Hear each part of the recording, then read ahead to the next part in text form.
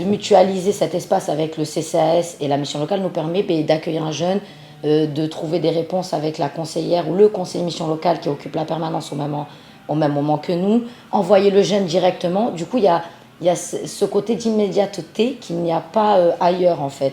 Et ça, c'est super intéressant dans notre travail. L'espace Mandela est mutualisé avec pas mal de partenaires, ce qui permet d'offrir à la population de Senon une offre sur les 0 jusqu'à 99 ans, voire plus s'il faut. Pour partager cet espace, on peut discuter des situations de jeunes qu'on rencontre, des projets mis en place, des difficultés et de pouvoir échanger plus facilement sur ce genre de situation. J'ai également pu orienter une jeune femme vers la JAG afin qu'elle soit aidée dans les difficultés qu'elle a rencontrées. On peut exprimer plus nos difficultés, nos questionnements et ça nous permet de faire du lien de manière plus simple que lorsqu'on peut s'appeler au téléphone ou s'envoyer des mails. Cette proximité nous permet de mieux travailler ensemble. Pour moi, ça crée une cohésion sur le territoire et peut-être une meilleure lisibilité des missions de chacun.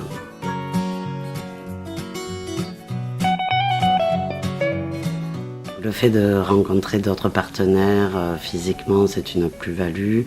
Ça nous permet d'échanger, que le public également nous repère peut-être un peu plus, connaître un peu mieux les missions de chacun. Le travail qui est fait avec l'ensemble des partenaires, que ce soit la JAG ou avec même l'éducation nationale, les bailleurs, la petite enfance, c'est déjà une interconnaissance des actions que l'on propose et un échange des pratiques. Pour le CCAS, la plus-value, c'est que l'horaire est en dehors des heures d'ouverture du bureau du CCAS. 17-19 heures, ça permet aux jeunes qui sont en formation, qui travaillent, de venir plus facilement aux entretiens.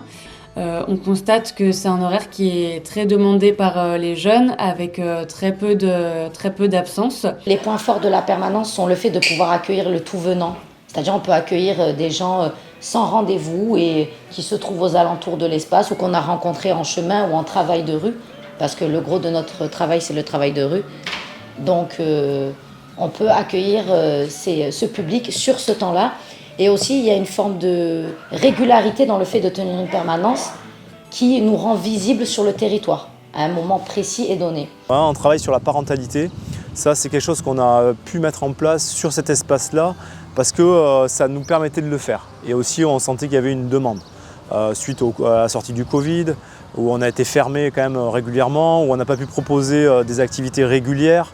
Donc cette année, on a quand même plus de 120 places de séjour, que ce soit à la montagne, au Pays Basque, sur Arcachon, en Charente. C'est une plus-value de venir au cœur d'un quartier, dans le Haut-Senon, où il y a la population qui est en proximité, directe, avec le tram en plus à côté. Le relais a pleinement sa place dans ce cœur de quartier et il y a une demande forte des assistantes maternelles pour venir sur ce quartier-là. On est ravis d'être à Nelson Mandela parce que pour nos stagiaires, c'est pratique, à côté du tram, c'est sur Senon, c'est très bien repéré par les personnes qui viennent en cours avec nous, donc ça c'est bien. La plus-value, c'est l'esthétique du bâtiment. Voilà, il y a eu des couleurs qui ont été mises dans les couloirs, c'est quand même beaucoup plus gai et quand on rentre dans le bâtiment, on se sent un peu moins seul parce que ces dernières années, on était un peu une des seules structures à intervenir sur le lieu et c'est vrai que c'était un petit peu sordide. Là, ça allait beaucoup moins quand même maintenant.